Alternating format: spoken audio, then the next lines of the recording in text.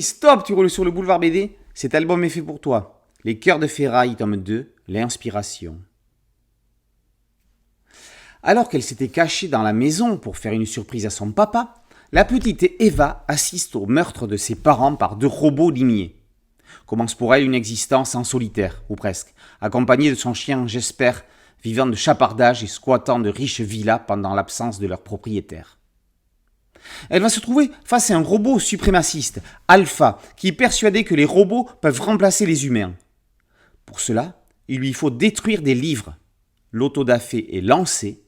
Arrivera-t-il à son terme ? La série d'anthologie, scénarisée par les BK, est l'une des meilleures nouveautés de ces dernières années. Mettre des âmes, qu'elles soient noires ou colorées, dans des humanoïdes. Jusqu'à présent, seul Kid Toussaint y était arrivé avec Love, Love, Love. Une série d'anthologie est une série dont chaque épisode est indépendant et dont les personnages changent d'une histoire à l'autre. C'est le cas des Cœurs de Ferraille.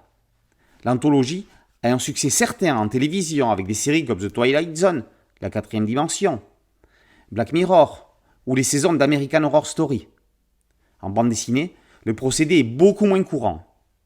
Dans un style jeunesse, Raoul Cauvin et David de Thuin avaient essayé de le faire avec la série Coup de foudre, mais le principe n'a jamais été exploité en raison de l'attachement au personnage du tome 1, qu'on a donc retrouvé dans le 2. La promesse ne fut donc pas tenue.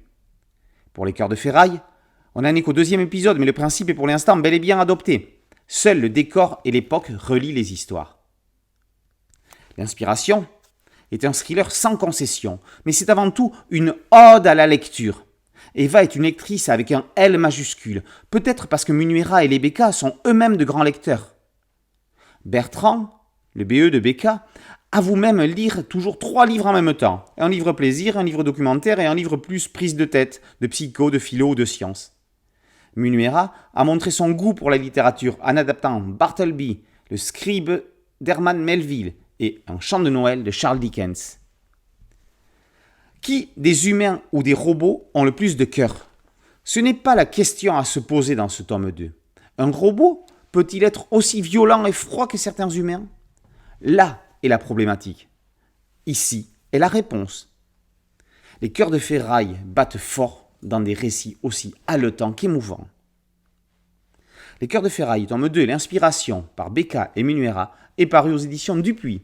Boulevard BD, c'est un podcast audio, une chaîne YouTube et un site dédié. Merci de liker, de partager, de vous abonner. A très bientôt sur Boulevard BD. Ciao.